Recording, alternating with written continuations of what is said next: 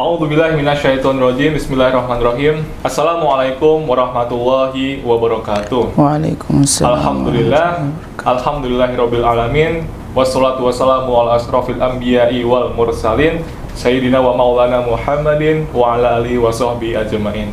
Wa qala rabbi shrah li sadri wa yassir li amri wahlul 'uqdatam min lisani yafqahu qawli. Rabbana anzilna munzalan mubarakan wa anta khairum munzilin. Shadaqallahul adzim. Jamaah yang dirahmati Allah Subhanahu wa taala, pemirsa Perahu TV, baik yang saat ini ada di offline, yang ada di studio Perahu Gerakan Infak Beras Yogyakarta, baik yang ada di online, yang ada di sekitar Yogyakarta atau mungkin ada di luar kota Yogyakarta. Sebelumnya kami ucapkan selamat datang kembali di acara podcast Gerakan Infak Beras Yogyakarta. Insya Allah pada kesempatan hari ini kita akan belajar bersama. Insya Allah pada kesempatan hari nanti akan dibersamai oleh seseorang pembina dari kami Gerakan Infak Beras Yogyakarta. Beliau adalah salah satu ustadz yang milenial. Jadul saya. Jadul.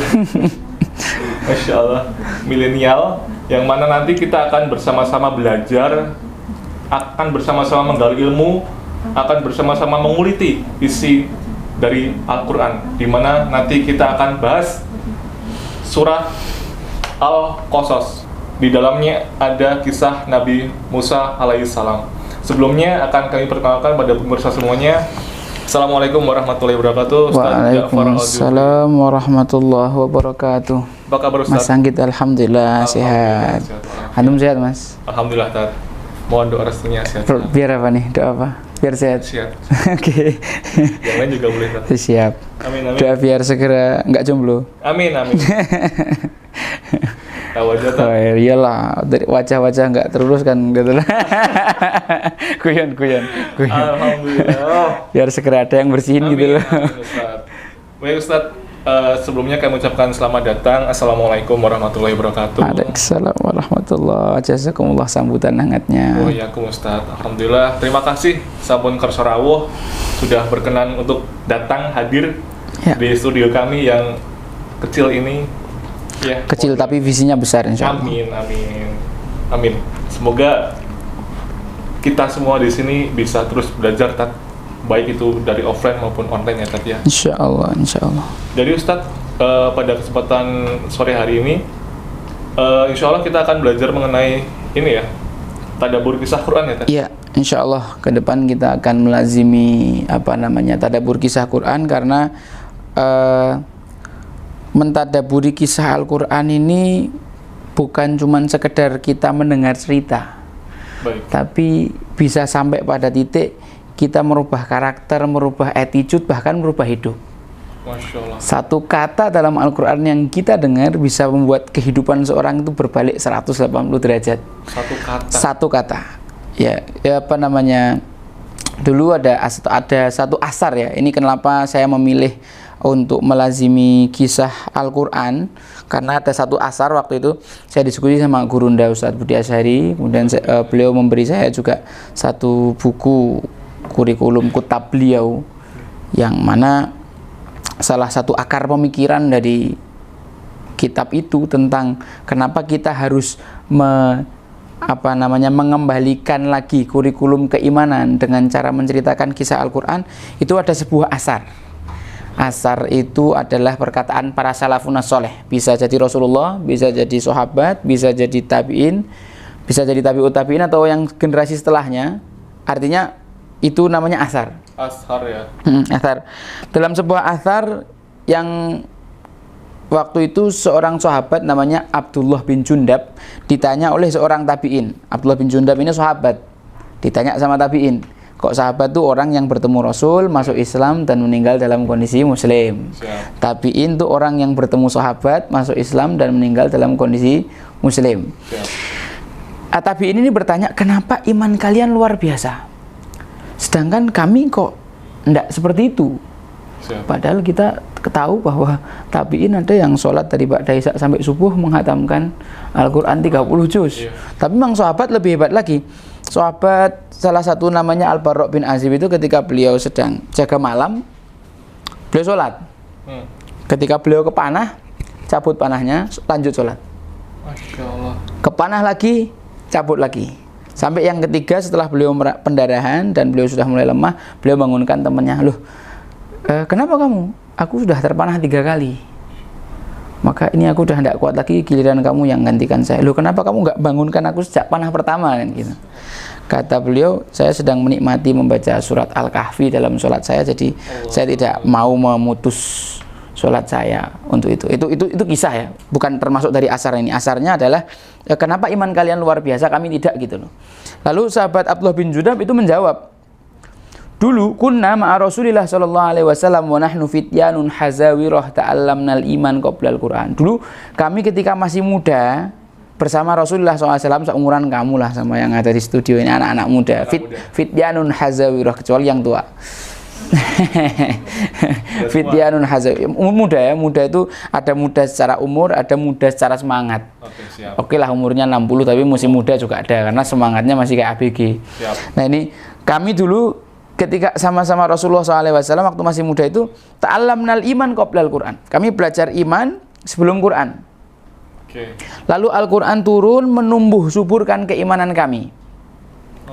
Sedangkan kalian kebalik, kalian belajar Al-Quran dulu baru iman. Bukan dihilangkan salah satunya, tapi cuma dibalik prioritas belajarnya.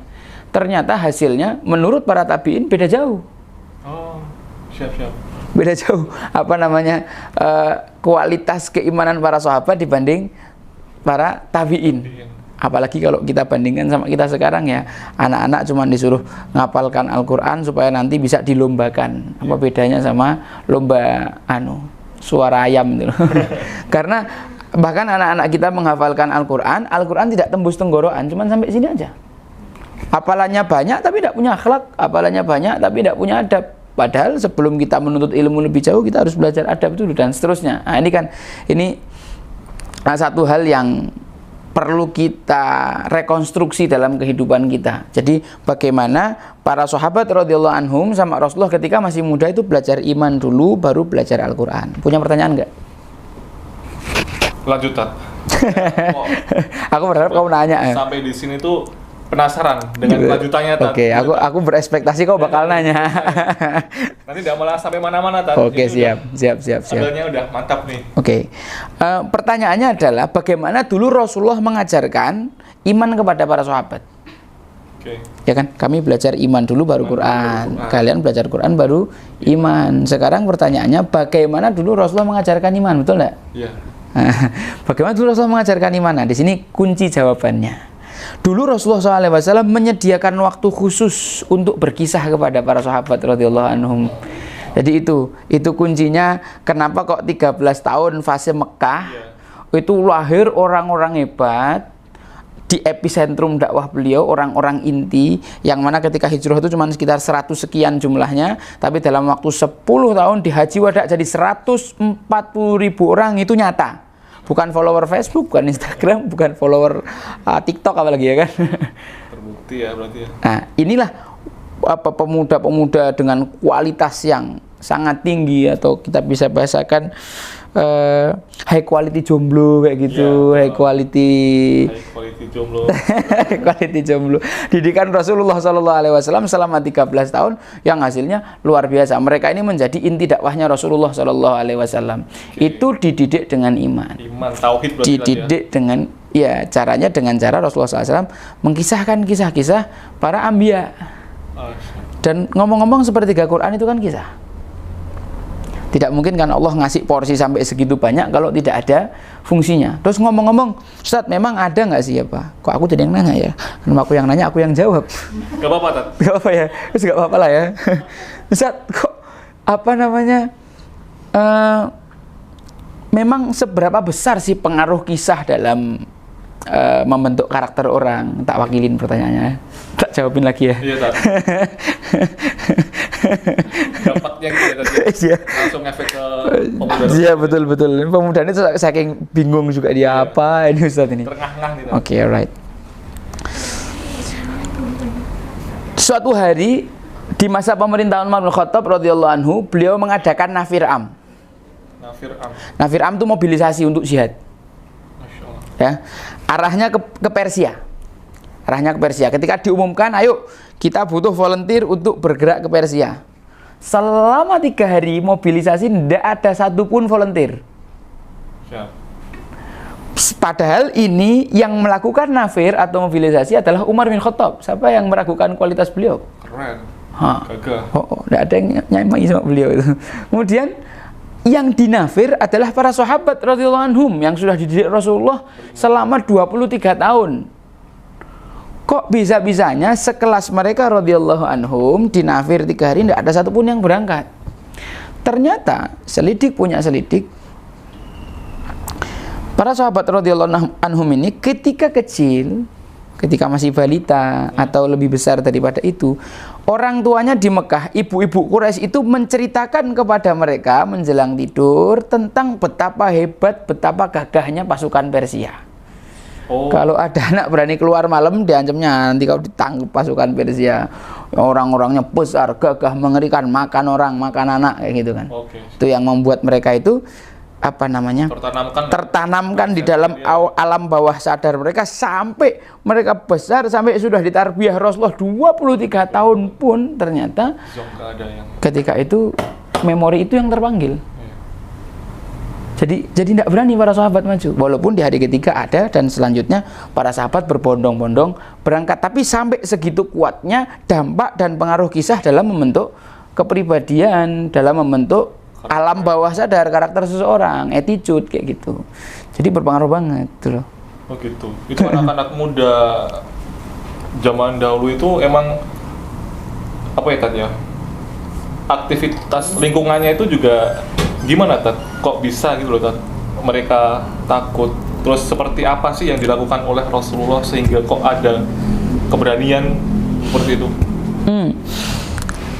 Anak-anak ini ketika masih kecil mendapatkan cerita dari orang tuanya sehingga cerita ini masuk ke alam bawah sadarnya. Sekarang kita coba kita keluar negeri deh, contoh ya. Kita ke Amerika, kita nemu nggak di sana ada pocong? Kenapa nggak ada jin di sana yang berpikir kreatif jadi pocong gitu loh, supaya ada film dari Amerika yang judulnya pocong? Karena memang nggak pernah ada cerita pocong di Amerika, maka nggak ada hantu pocong di sana. Hantunya tuh ada di sini karena pikiran kita begitu. Iya, betul. Ya kan? Jadi apa sampai jin pun juga mengikuti apa namanya cara berpikir kita. Apa yang paling kita takuti yang kemudian itu dihadirkan baik dalam mimpi ataupun di alam nyata. Begitu juga orang-orang Arab, mereka kenapa sangat takut sama pasukan Persia? Karena sejak kecil ya mereka dengernya tentang betapa hebatnya pasukan Persia. Kayak kita sekarang lah, kita sejak kecil itu kan diceritani kancil nyolong timun, kancil menipu buaya, maka hasilnya orang-orang suka nyolong dan suka nipu gitu loh. Sampai gede pun jadi betulan. Jadi betapa hebatnya dampak kisah itu dalam kehidupan seorang, tidak bisa dipungkiri. Dan karena sudah banyaknya kisah-kisah yang tidak betul dalam kepala seseorang, Al-Quran hadir dalam di dalamnya ada sepertiga isi Al-Quran itu berupa kisah. Dan ini bukan kisah-kisah biasa. Inna hadza lahuwal qasasul haq. Allah yang menjamin ini semuanya the true story. Nggak mungkin Allah bohong, ya kan? Karena memang udah termaktub di Al-Quran ya.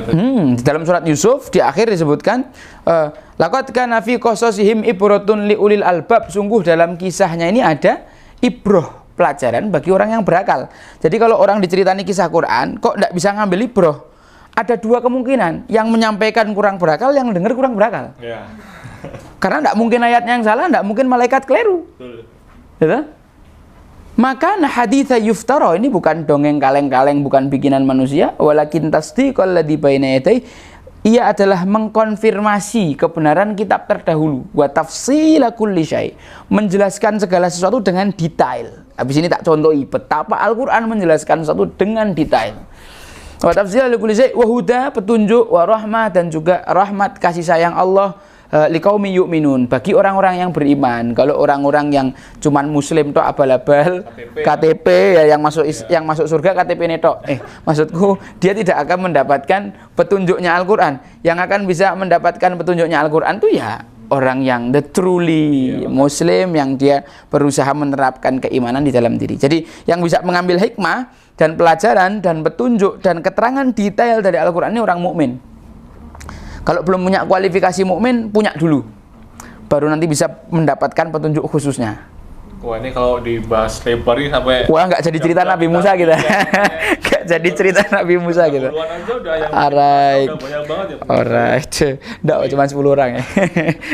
Masya Allah, bagaimana sih dampak dari kita mempelajari kisah-kisah, bahkan bukan kalimat, tapi perkata dalam Al-Quran Yes. itu bisa merubah karakter dari orang tersebut. Exactly. Nah, ini mungkin di lain waktu bisa kita bahas Insya Allah, untuk insya Allah. meneliti yang seperti ini. Insya Allah ya. Nah, ini kita akan masuk di tema Inti ya, Tema sesuai inti. judul ya. Judul. Iya. yaitu kisah Nabi Musa alaihissalam Ya. yang termaktub di Suratul Qasas. Ya. Ada apa Tat di dalamnya Tat? Oh iya, ya. Ini udah masuk inti berarti aku mulai tak buka ya. Jadi tadi belum dibuka tadi. Belum. Jamaah sekalian dirahmati Allah Subhanahu wa taala, saya punya kebiasaan, saya berusaha menanamkan karakter dan kebiasaan ini supaya kebiasaan baik ini membentuk karakter kita, karena orang itu kan sesuai dengan apa yang dia pikirkan, apa yang dia katakan sesuai dengan apa yang dipikirkan, apa yang dikatakan menjadi perilaku, apa yang jadi perilaku jadi karakter, karakter jadi nasib. Maka saya membiasakan dengan menata kepala saya dengan selalu meluruskan niat dalam segala hal. Nah, dalam talabul ilmi saya punya beberapa niat, dua lah paling tidak. Nawaitu ta'alluma wa ta'lima wa tadhakkura wa tadhkira wa naf'a wal intifa' wal ifadata wal istifadata wal hatha ala tamassuki fi kitabillahi wa sunnati rasulillahi wa da'wata wa nasrad dinil islami ibtigha'a wajhillah. Niat satu tentang belajar dan mengajar lillahi ta'ala. Yang kedua, nawaitu silaturrahmi wa ziyaratal ahbabi ibtigha'a wajhillah. Niat silaturahmi. Oke, kita masuk pada pembahasan suratul Qasas. Rabbi shrah li sadri wa yassir li amri wa hlul 'uqdatam min lisani yafqahu qawli. A'udzu billahi minasyaitonir rajim. Tasin mim tilka ayatul kitabil mubin. Tahu nggak artinya? Ini kan namanya mafatihus suwar. Dalam Al-Quran ada surat-surat yang dibuka dengan huruf-huruf hijaiyah. Alif, lam, mim, ta, sin, mim, alif, lam, ra, kaf, ha, ya, ain, shad. Ada artinya nggak? Itu wallahu a'lam bishawab. Hanya Allah yang tahu maknanya.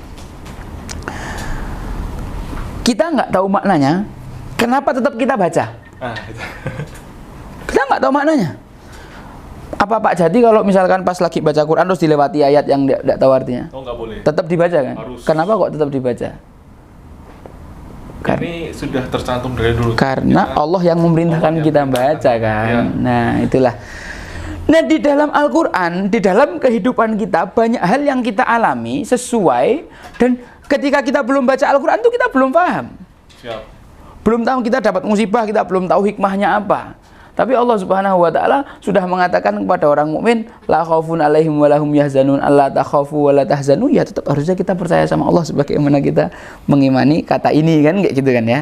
Nah, itu ada satu rahasia dari kenapa mafatihus suwar. Mafatihus suwar itu tidak diketahui maknanya. Wong tidak diketahui maknanya aja tetap kamu Merasakan ya. baca. Jadi kehidupan ini walaupun nanti kita tuh belum tahu jelas juntrungannya GIB itu nanti ke depan akan sebesar apa, kita alam, tugas kita udahlah percaya, jalani gitu aja loh. Siap. Oke. Tilka ayatul kitabil mubin, itu adalah ayat dari kitab Allah Subhanahu wa taala yang nyata. Di sini Allah menceritakan natlu alaika, kami kisahkan kepadamu Muhammad min nabai Musa. Sebagian dari kisahnya Nabi Musa, berita tentang Nabi Musa. Naba itu biasanya digunakan untuk informasi-informasi yang hot news. Hot news. Kadang-kadang kita udah sering tahu informasi tentang hal-hal yang sering ada di dunia maya, tiba-tiba ada hot news. Inilah naba. Anin nabail adzim, ya kan? Nah, natlu alaika min nabai Musa, kami akan kisahkan nabanya Musa wa Fir'aun, dan juga Fir'aun bil haq, dengan sebenar-benarnya. Karena banyak referensi tentang Nabi Musa dari kalangan Bani Israel, dari orang-orang yang merasa keturunan Kipti dan seterusnya, mereka punya riwayat-riwayat tentang Nabi Musa. Sebagian asli, sebagian sudah dicampur dengan bualan-bualan. Mungkin kalau kita baca kitab Taurat dan Injil yang sekarang, kita mencari sosok Nabi Musa dalam kitab itu, kita akan menemukan pribadi yang berbeda dari apa yang diceritakan Al-Quran. Maka Allah Subhanahu wa taala menggaransi bahwa yang diceritakan dalam Al-Qur'an ini hak. Dzalikal kitabul la raiba fi. Tidak ada keraguan sama sekali. Liqaumi yu'minun. Tapi kisah ini diceritakan secara khusus atau yang bisa mengambil hikmahnya secara khusus adalah orang beriman. Kisah ini kita ceritakan sama orang kafir juga percuma kan? Iya. Buang-buang waktu. Buang-buang umur ya, kecuali mereka yang siap mau menerima hidayah dan akhirnya dia masuk Islam juga dan akhirnya dia beriman. Tapi bagi yang enggak, ya itu nanti butuh sesi khusus saja. Sekarang orang muslim lebih banyak yang perlu ditata daripada orang kafir.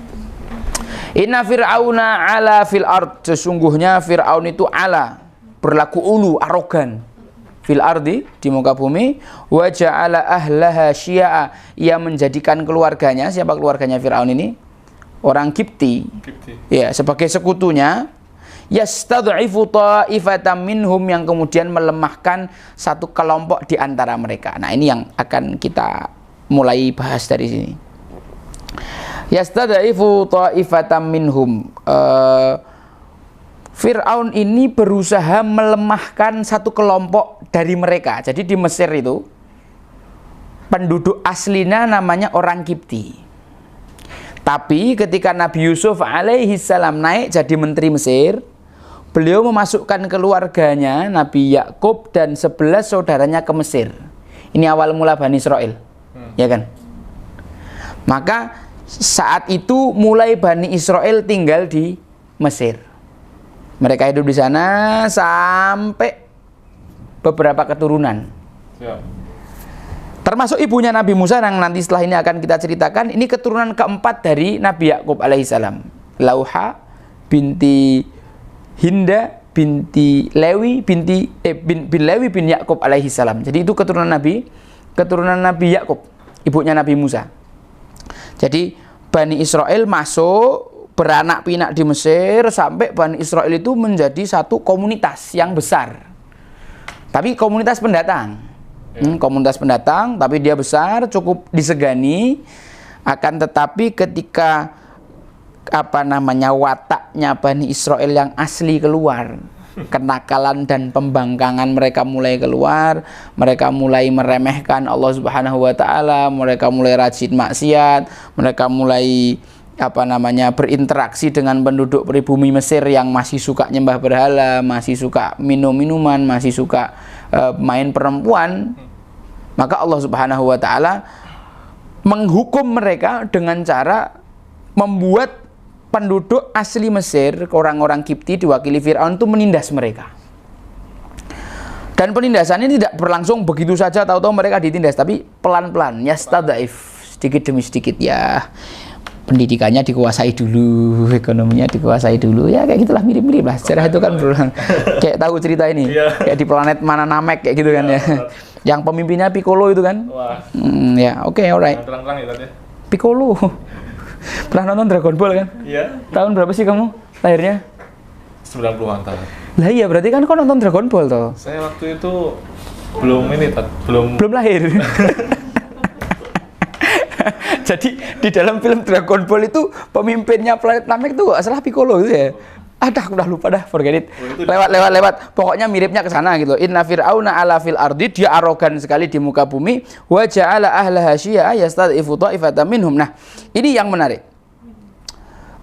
Awal mula Fir'aun itu melakukan kerusakan itu sebabnya hanya karena mimpi. Awalnya karena mimpi. Disebutkan dalam tafsir Al-Qurtubi bahwa suatu hari Fir'aun bermimpi ada seorang anak Bani Israel masuk ke kamarnya, kemudian mencukur jenggotnya. Kemudian, loh iya betul. Sisa-sisa peninggalan Fir'aun Nabi Yusuf itu masih ada. Jadi di zaman Nabi Yusuf itu kan orang yang paling terhormat adalah para takwil mimpi. Maka di zaman Fir'aun pun, Fir'aunnya Nabi Musa yang sudah lewat 4 generasi, itu masih tetap pengaruh atau kepercayaan para penduduk terhadap para tukang takwil mimpi itu masih tinggi. Artinya mimpi raja, apalagi mimpi raja itu biasanya jadi kenyataan. Jadi istilah Fir'aun itu sebenarnya, Fir'aun itu bukan nama orang. Fir'aun itu ya itu Farao. Farao itu adalah jabatan, titel ya, titel. Fir'aun itu titel kayak prop gitulah. Dia adalah gelar sultan kayak gitu di kerajaan Mesir waktu itu. Oke. Nah, kemudian dia memanggil para ahli takwil mimpinya. Sini para takwil mimpi kerajaanku sekalian. Malam ini aku mimpi. Mimpi apa? Ada seorang anak yang masuk ke kamarku kemudian memotong jenggotku. Maka para tukang takwil mimpinya mengartikan bahwa ini nanti kamu akan dibunuh sama anak dari kalangan Bani Israel dan kerajaanmu akan digulingkan oleh mereka. Nah, maka disitulah kita masuk ke ayat ke kata yudzabbihu abna'ahum. Fir'aun membuat program nasional untuk menyembelih anak-anak Bani Israel. Maka setelah tahu takwil mimpinya ternyata begitu, Fir'aun mengumumkan kepada seluruh penduduk Mesir, mulai sekarang ada perempuan Bani Israel yang melahirkan bayi laki-laki, maka akan dibunuh sama tentara-tentaranya. Nah, sekarang kita ingin mengulik kata dzabbaha. Yudzabbihu di sini betul ya? Soalnya yudzabbihu ya. Dzabbaha dalam bahasa Arab menyembelih itu ada dua. Ada nyembelih dengan cara nahar, ada menyembelih dengan cara dzabah. Nahar itu adalah menyembelih hewan tanpa hewan itu dijatuhkan. Tebas gitu ya. Tebas, contohnya adalah onta. Kalau kita ngelihat cara nyembelih onta itu cuma digorok lehernya gini, sret. Waduh. Bolong keluar darahnya, kemudian dia ambruk sendiri. Waduh, iya. Ya, makanya ayatnya fasholli lirabbika wanhar. Ya, itulah nahar ya. Nahar itu maksudnya adalah nyembelih unta.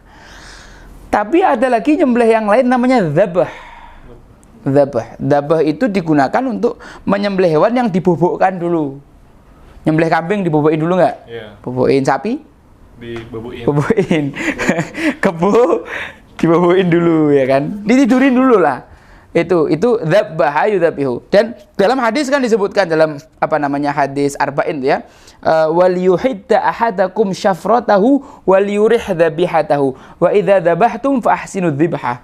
Kalau kamu nyembelih maka perbaikilah cara nyembelihnya, hendaklah kamu mempertajam pisaunya dan membuat hewan itu nyaman. Standar penyembelihan yang paling baik itu sekali tarik selesai. Dzabah. Dari 3 urat ini putus semua. Sekali tarik itu yang paling baik. Makanya 1 kali tarik disebut dzabah.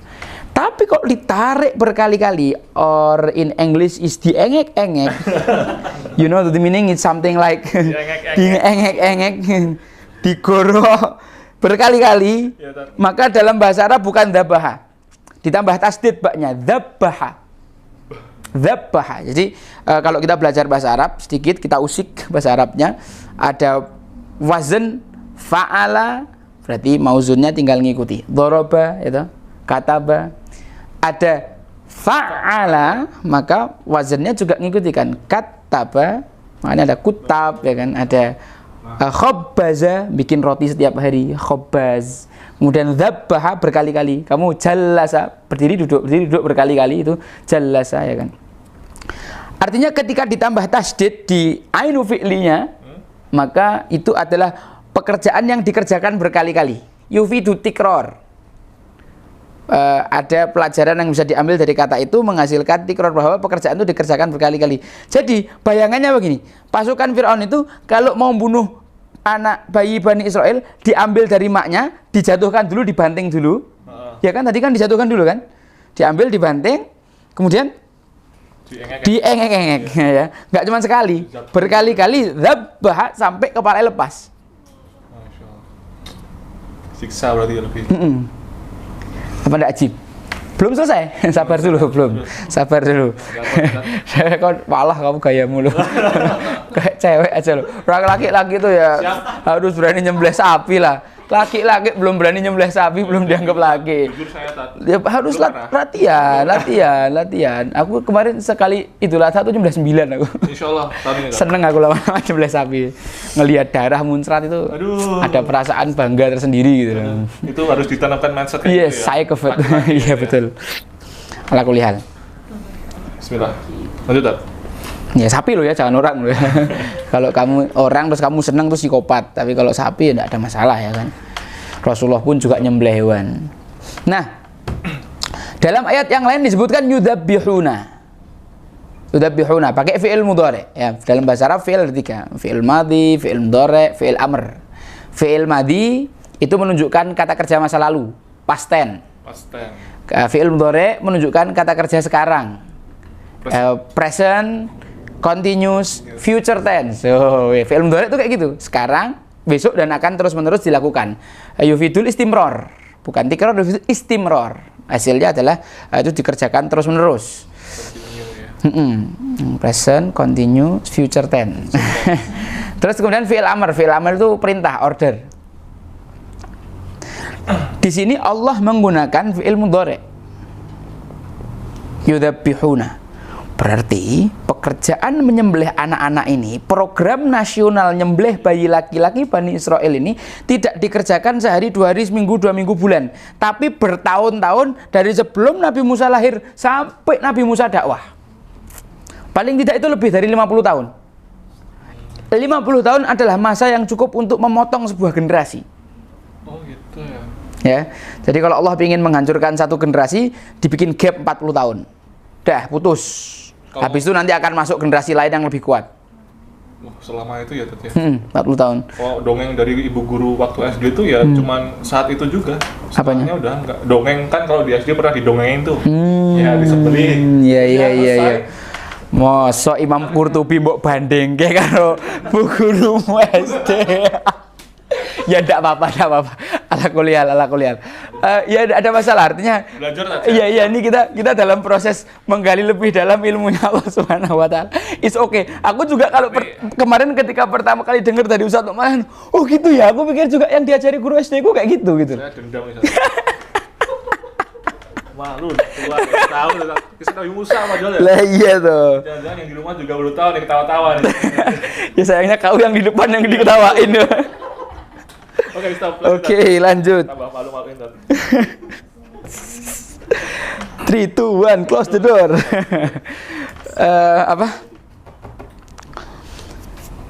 Program ini dilaksanakan selama sekian waktu sampai ketika Nabi Musa dakwah, ada orang yang beriman kepada beliau. Cara Fir'aun mengintimidasi orang yang beriman itu adalah uqtulu abna alladzina amanu.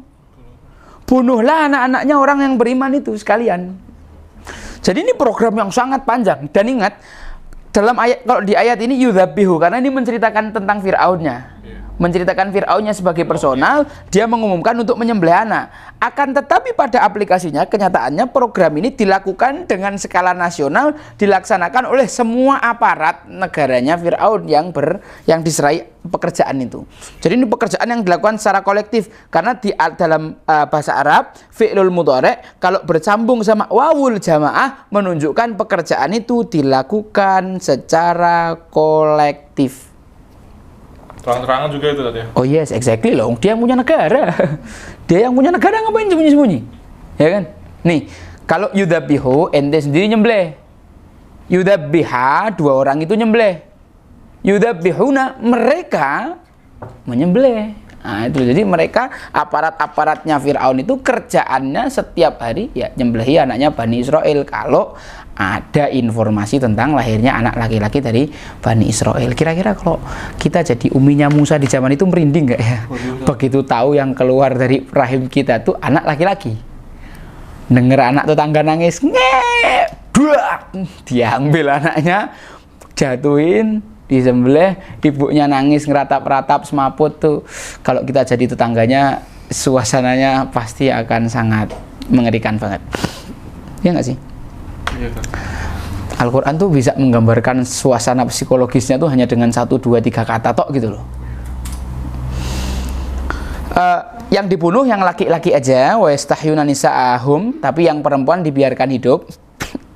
Innahu kana minal mufsidin, sesungguhnya Fir'aun ini memang termasuk jenis makhluk yang suka ngerusak.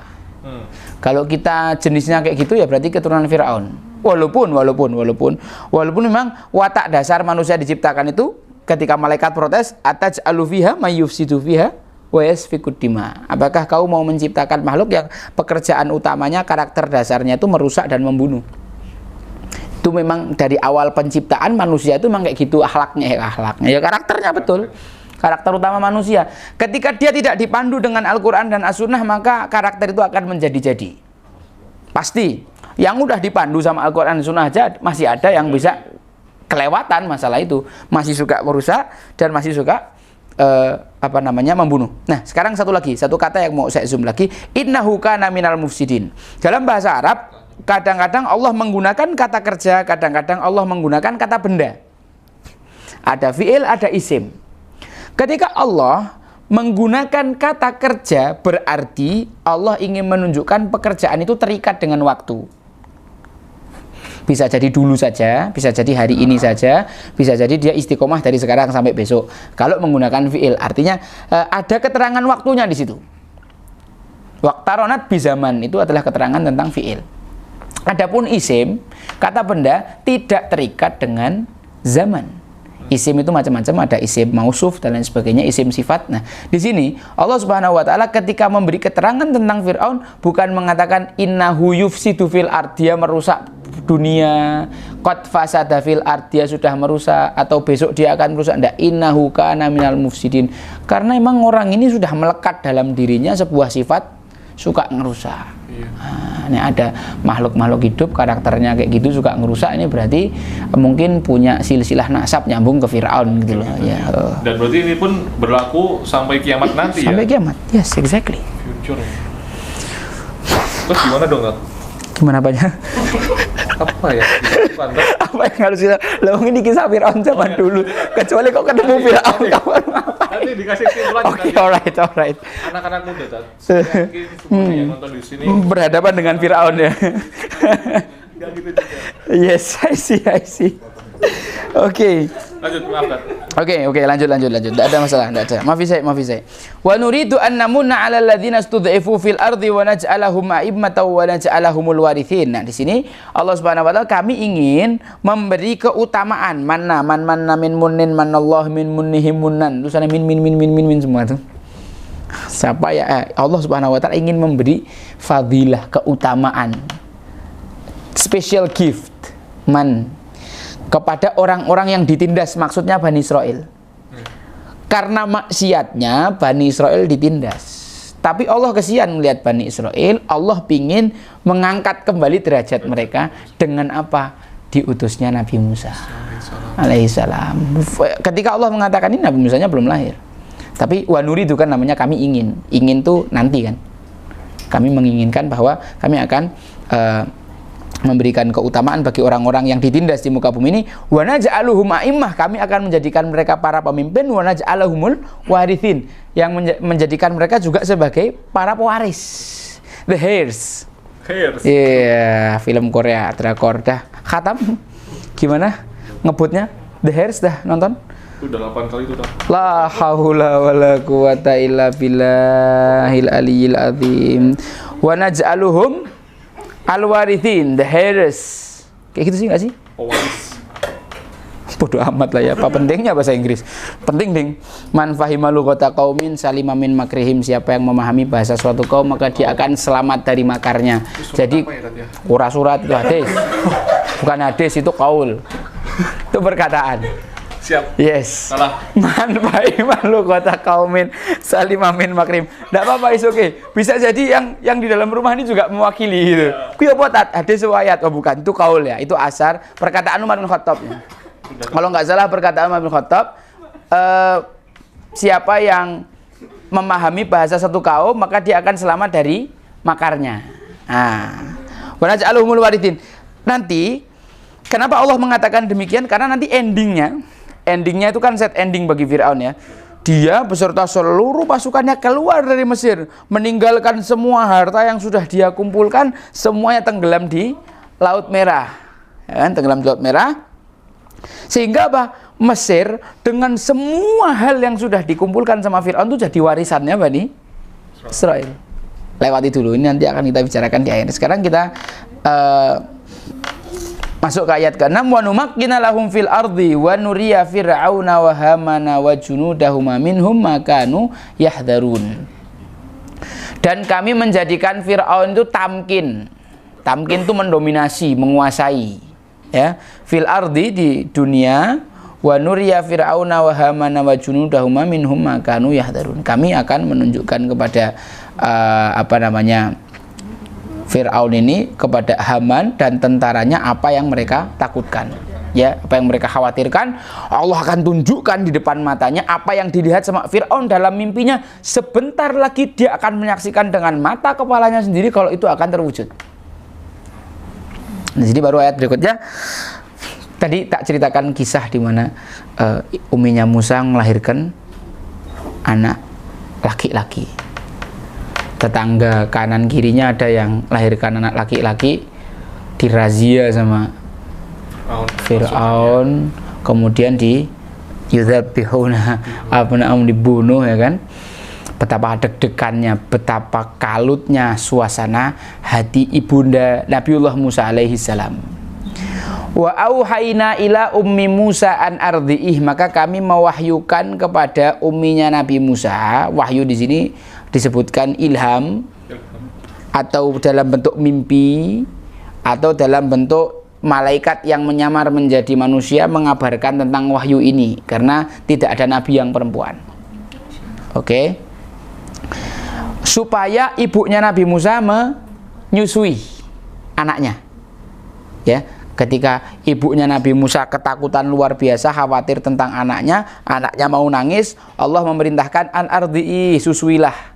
Tanpa babi bu, tanpa banyak ngomong, langsung ditaati. Ilham dari Allah Subhanahu wa taala, disusuilah anaknya Musa. Maka ketika tentara itu lewat di depan rumahnya Nabi Musa, tentara tidak mendengar apapun karena Nabi Musa lagi asik minum. Dan ini yang menarik, bahwa air susu yang diminum Nabi Musa ketika itulah yang dengan air itu salah satu wasilah Allah menginstal kepada Nabi Musa suatu aplikasi di mana dia nanti tidak akan minum dari air susu selain dari puting itu. Ya kan?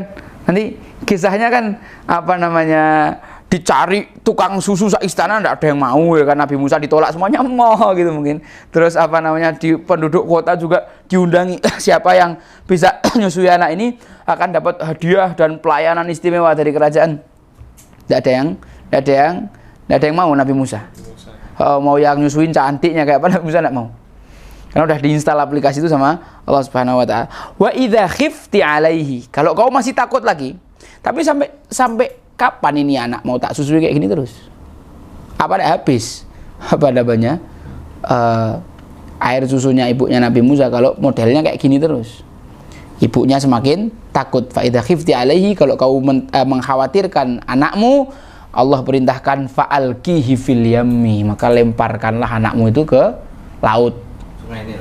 Ya, yang di sini dimaksud al-yam adalah Sungai Nil. Karena orang-orang Mesir pada kala itu menyebut Sungai Nil itu ya laut, al-yam. Karena dalam Al-Quran beberapa kali al-yam itu dipakai sebagai sungai, dipakai juga sebagai laut. Wala takhafi wala tahzani, kau jangan takut, kau jangan sedih. Begitulah orang mukmin, orang yang beriman kepada Allah Subhanahu wa taala. Kalau kita pakai logika, ibunya Nabi Musa pengen anaknya selamat, betul enggak? Iya, ibu mana yang tega anaknya cemplungin ke laut? Tapi berislam ini bukan bicara kita tega atau enggak tega, kita takut atau tidak, itu yang kita lempar anak apa siapa. Karena banyak kasus ibunya Nabi Musa ini sangat paham sejarah kakeknya Nabiullah Ibrahim alaihissalam, ya kan? Ini kan keturunan Yakub keturunan Nabi Ibrahim, dan kakek buyutnya Nabi Ibrahim alaihissalam itu adalah orang yang paling taat kepada Allah tanpa tapi, suruh nyemplung api masuk. Jadi ketika kita dalam dakwah ini harus mengorbankan nyawa, ya kalau itu harus dilakukan, lakukan. Karena ini bukan pakai logika, pakainya kepercayaan atau iman. Kemudian disuruh ninggalkan istrinya di padang pasir. Kita cuma suruh ninggal di rumah, dakwah seharian, keluar aja udah ngerengek-rengek, ya kan. Padahal istri kita ditinggal di rumah yang penuh fasilitas, bukan di padang pasir tanpa fasilitas sama sekali. Anak kita udah gede, ganteng, dinanti-nanti, suruh nyembelih sama Nabi Ibrahim, dilakukan. Akhirnya ketaatan yang semacam ini mendarah daging sampai di zamannya ibunya Nabi Musa. Ketika Allah perintahkan sesuatu, laksanakan, suruh nyemplungkan anak, cemplungkan. Lah itu kan anakku, ya sudah biar wong yang punya anak tuh Allah bukan kamu. Kamu cuma dititipi tok kan gitu. Siap. Jadi semua hal yang ada di sekitar kita itu semua itu titipan Allah Subhanahu wa taala gitu loh. Ya kan, Bos? Semua ini titipan Allah. Jadi kalau Allah memerintahkan sesuatu, laksanakan, enggak usah takut. Allah akan ganti yang lebih baik. Walal akhiratu khairul laka minal ula. Wala saufa yu'tika rabbuka fatartu. Allah akan kasih sampai kamu ridho, sampai ketika kamu ngomong raditu billahi robba itu dalam sepenuh arti dan sepenuh hati bahwa ya Allah, aku betul-betul ridho atas segala pembagian yang kau berikan. Lanjut, Allah mengatakan wala takhafi wala tahzani, jangan kau takut, jangan kau bersedih. Orang mukmin itu la khaufun alaihim walahum yahzanun. Orang yang beriman itu tidak perlu takut, tidak pula sedih. Kenapa? Tidak takut apa, tidak sedih apa. Tidak perlu takut, tidak perlu mengkhawatirkan apa yang nanti belum terjadi, dan tidak perlu sedih menyesali apa yang sudah terjadi. Ini mentalnya kaum muslimin. Ketika dia melakukan sesuatu itu betul-betul ikhtiarnya maksimal, sisanya ditawakalkan kepada Allah, dia istikharah dan lain sebagainya. Sehingga ketika hasilnya kok meleset dari apa yang menjadi target, dia santai aja, enggak apa-apa, ini takdir Allah, enggak perlu sedih. Lanjut, gaspol, remnya diuculi, ya kan. Terus kemudian kita juga tidak perlu takut apa yang akan terjadi karena Allah Subhanahu wa taala sudah menjamin kita. Masalah rizki jangan takut, masalah keselamatan jangan takut, karena kalau memang hidup kita itu masih ada memang sudah masih menjadi jatah kita, ya kita tidak akan mati walaupun seluruh penduduk bumi bersekongkol untuk bunuh kita. Walaupun air corona sak galon ditumplekan ke kau, kalau memang bukan jatahnya Allah Subhanahu wa taala ngasih kau mati, ya enggak bakal mati. Mau dokter sak dunia dikumpulkan untuk menyelamatkan kau kalau kena corona, dan memang Allah mau mentakdirkan kau mati, ya tetap mati. Jadi kita orang muslim tidak perlu khawatir terhadap apa yang akan terjadi di masa yang akan datang. Kita yakin rizki, masalah rizki aman-aman. 90 kali dalam Al-Quran Allah menjamin rizki kita. Setan hanya menakut-nakuti dengan kefakiran 1 kali, tapi jeleknya manusia percaya sama setan yang cuma ngomong sekali daripada Allah yang jamin 90 kali. Padahal Allah shadiq, Allah tidak mungkin menyelisih janji. Allah la yukhliful mi'ad. Emaknya Nabi Musa ini tahun yang merintahkan Allah, ya sudah, cemplungkan. Wala takhafi wala tahzani, inna radduhu ilaiki, kami akan kembalikan anakmu lagi padamu, wajailuhu minal mursalin, dan kami akan menjadikan anak itu sebagai rasul, para sebagian atau termasuk dari para rasul. Kemudian di sini kita loncat sedikit ayat mana ya? Wa asbaha fuadu min safari mana? Tidak ada. Oh ya. Iya. Di ayat 10 saya mau menerangkan tentang la takhafi wa la tahzani itu ya. Di situ disebutkan ayat wa asbaha fuadu ummi Musa farigha in kadat latubdi bihi laula arrabatna ala qalbiha litakuna minal mu'minin. Ketika dalam posisi ibunya Nabi Musa mencemplungkan anaknya ke laut itu, ke sungai Nil itu, gimana perasaannya? Mau teriak kok yo nanti ketahuan, mau diem kok yo hatiku sakit.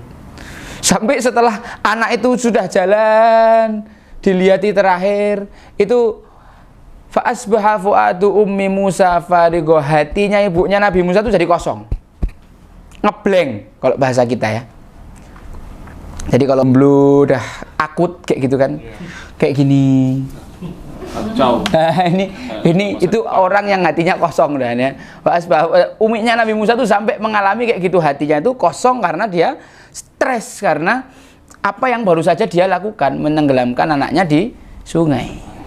Laula arrabatna ala qalbiha, seandainya Allah tidak menyatukan kembali hatinya yang sudah berantakan itu, litakuna minal mu'minin, supaya dia kembali beriman. Kita balik lagi ke atas.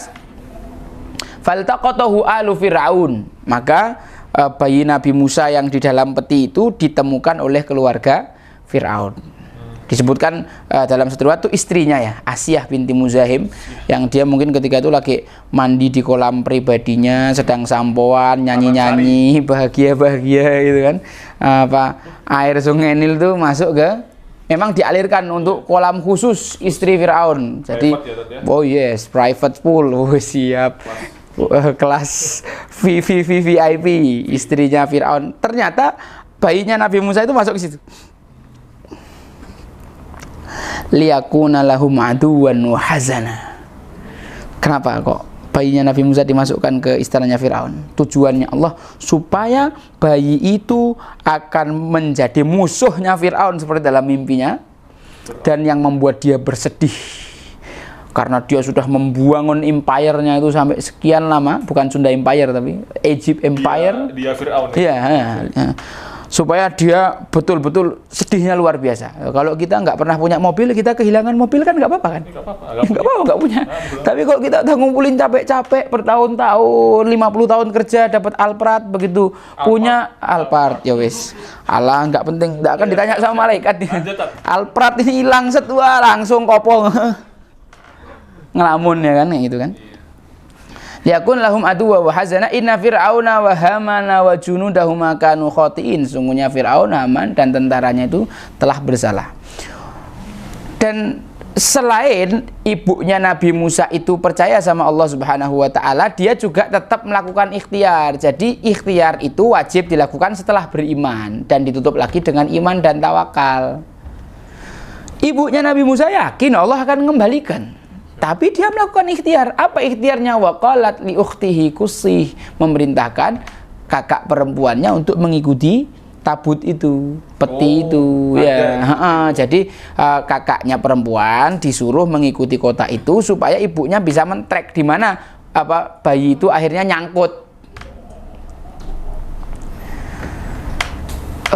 Yang hebat di sini disebutkan faqalat li ukhtihi qusih fabasurat bihi an junubin wa hum la yash'urun. Jadi si kakaknya Nabi Musa ini ngikuti peti itu dari sisi lain sungai, dan kemudian caranya dia itu pura-pura seakan-akan nggak ngikuti apa-apa, sehingga tidak ada satu orang pun yang mencurigai kalau dia itu sedang mengikuti peti itu. Ketika ada orang pura-pura duduk, pura-pura mati misalnya gitu kan. Jadi memang ini perempuan-perempuan didikan ibunya Nabi Musa itu luar biasa. Dia punya sense of intelligence yang sangat tinggi. Ibunya Nabi Musa berarti berpengaruh juga. Oh iya toh ya, pendidikan seorang ibu itu pasti berpengaruh kepada anaknya. Jadi anak kayak apa bentuknya itu tidak jauh-jauh dari bentuk orang tuanya. Kalau untuk yang di lingkungan sekitarnya, tadi kan ada saudara perempuannya tuh yang dididik juga oleh ibunya Nabi Musa. Ya ini dia. Hasilnya kayak gini nih, anak perempuan cerdas yang bisa ngikuti tabut itu tadi tanpa ketahuan sama sekali. Kemudian ketika tabutnya ini ditemukan sama keluarga Fir'aun dan keluarga Fir'aun sedang mencari orang tua asuh, dia bisa berdrama dan bersandiwara. Yang ditipu bukan cuma kamu, Fir'aun.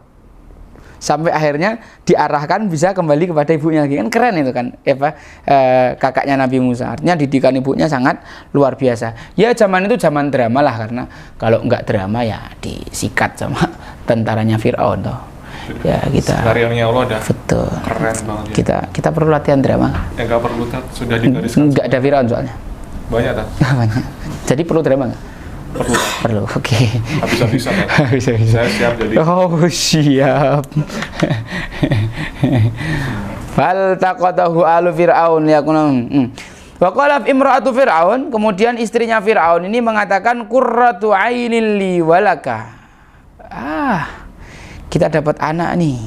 Nemu anak pas dia lagi mandi, ada peti masuk ke kolamnya. Isinya anak yang sangat ganteng, dan ketika istrinya Fir'aun ini melihat anak ini, Allah install di dalam hati perempuan ini perasaan cinta yang luar biasa. Ibunda. Sekali ngelihat, ini Asia ya? Sekali ngelihat langsung jatuh cinta. Sampai dia mengatakan qurratu ain. Tahu nggak qurratu ain? Qurratu ain itu adalah satu gambaran tentang perasaan gembira yang meluap-luap sampai air mata meleleh mengeluarkan air. Itu namanya qurratu ain. Seorang ibu tidak ketemu anaknya 20 tahun, merantau, balik jemput di bandara, ngelihat anaknya sukses, bawa istri, bawa cucu, kaya raya, soleh. Kayak mana tuh perasaan ibunya? Terharu, bahagia. Wah, rasanya campur aduk, dan itu menyebabkan mata itu melelehkan air mata. Itu qurratu ain. Loh, lah ini kan nggak pernah kenal sebelumnya. Iya. Kenapa kok dia bilang qurrata ain? Karena memang Allah Subhanahu wa taala menginstal perasaan kasih dan cinta itu kepada istrinya Firaun supaya dia langsung jatuh cinta sama Nabi Musa. Ketika dia jatuh cinta, ia mengatakan qurratu aini li walak. Ini qurratu ain untukku dan untukmu. Karena ada riwayat juga tentang nikahnya Firaun sama Asyah ini ternyata tidak terjadi hubungan badan sama sekali. Dan Asyah sangat menginginkan punya anak. Ya. La taqtuluhu, jangan kau bunuh, asa yang fa'ana au nattakhidahu waladaw wa hum la yash'urun.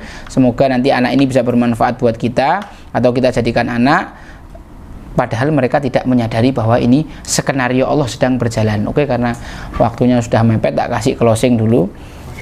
Nah, aku udah dikasih closing udah di kode apa-apa. Wes rak popo. Jadi teman-teman sekalian yang dirahmati Allah Subhanahu wa taala, pemirsa TV apa tadi? Perahu. Perahu. Anak kapal ya. Reborn amanah umat. Masya Allah. Berat tenang. Berat betul. Lanjut. Aku denger namanya wis kabut tengok. Ini Dene Pak Jati bukan sih? Rencana Allah selalu lebih indah daripada rencana kita. Ya, konklusinya rencana Allah selalu lebih indah daripada rencana kita. Ibunya Nabi Musa pingin anaknya selamat, bukan cuman dibikin selamat. Hanya satu ibu di dunia yang nyusui anaknya digaji kerajaan, dapat fasilitas kerajaan, dapat transportasi kerajaan, dikasih pavilion, dikasih semua kemewahan, cuman maknya Nabi Musa. Dan ketahuilah tempat teraman dari ancaman pasukan Firaun adalah di istananya sendiri. Ada nggak tentara yang usil masuk ke situ nyari bayi? Ya, dikampleng sama Firaun ya kan. Nah itulah dia. Itulah salah satu hikmahnya bayinya Nabi Musa dicemplungkan ke dalam istananya Firaun karena itu adalah tempat teraman. Dan ingat, otak kita mentok. Otak kita itu tidak akan bisa sejauh itu. Otak manusia itu kecil tipis. Jangan songong lah, jangan merasa lebih tahu daripada Allah Subhanahu wa taala. Jadi apapun yang Allah sudah tetapkan untuk kita selama kita orang mukmin, maka itu pasti baik. Jalani aja, enjoy, kita yakin nanti Allah akan datangkan pertolongan dan skenario yang jauh lebih indah daripada apa yang kita bayangkan. Maknya Nabi Musa berharap anaknya selamat, bukan sekedar selamat, bahkan menjadi Prince Musa, Pangeran Musa yang dididik level tinggi sama kerajaan dalam segala urusannya. Makanya Nabi Musa kan keren itu karena ya, yang didik manah, kuda, renang itu pasukan khususnya dan panglima-panglimanya Firaun tuh. Oh iya tuh. Mungkin nanti ada episode khusus. Iya, episode berikutnya. Oke, saksikan pada episode berikutnya, guys. Keren banget nih bagaimana. Padahal kan tadi masih bayi Tat. Yes. Insyaallah di episode selanjutnya kita akan bahas ya Tat. Alright, insyaallah. Semoga Allah memberi kita umur panjang. Amin. Jadi seperti itu ya, kawan-kawan, pemirsa sekalian, bahwasanya kalau kita mentadaburi dari kisah Nabi Musa alaihissalam ini, bagaimana ibunda Nabi Musa alaihissalam ini benar-benar yakin bahwasanya pertolongan Allah itu tanpa batas. Kita terbatas, cuman pertolongan Allah tanpa batas. Seperti itu. Terima kasih banyak atas atensi dari kawan-kawan yang sudah membersamai. Semoga ilmu yang telah diberikan tadi bisa menancap, menghujam di hati kita semuanya. Kita bisa merasakan bagaimana perjuangan sahabat, para perjuangan Nabi pada zaman dahulu kala, dan kita bisa mengambil ibrah dan bisa mengaplikasikan khususnya di masa-masa seperti ini. Amin. Seperti itu Ustaz. Khair. Kami ucapkan terima kasih jazakallahu khairan katsiran atas ilmu yang telah diberikan. Ya. Semoga menjadi pahala jariah khususnya untuk Ustadz Ja'far Al-Jufri dan keluarga sekalian. Amin, barakallahu fikum. Baik kawan-kawan, di sini saya Anggita Rifai Wirarja selaku host di Perahu Studio Gerakan Infak Beras Yogyakarta menghaturkan terima kasih banyak atas semua, atas atensi, atas yang telah nonton nih pemirsa di rumah atau di sini semuanya. Jangan lupa untuk subscribe, like, dan share video-video tersebut. Dan jangan lupa juga untuk follow Instagram Infak Beras Jogja, dan diklik notifikasinya ya untuk mengetahui info setiap harinya. Siap. Dari kami cukupkan, Ustadz. Jazakallahu khairan. Kami cukupkan. Wassalamualaikum warahmatullahi wabarakatuh. Waalaikumsalam warahmatullahi wabarakatuh.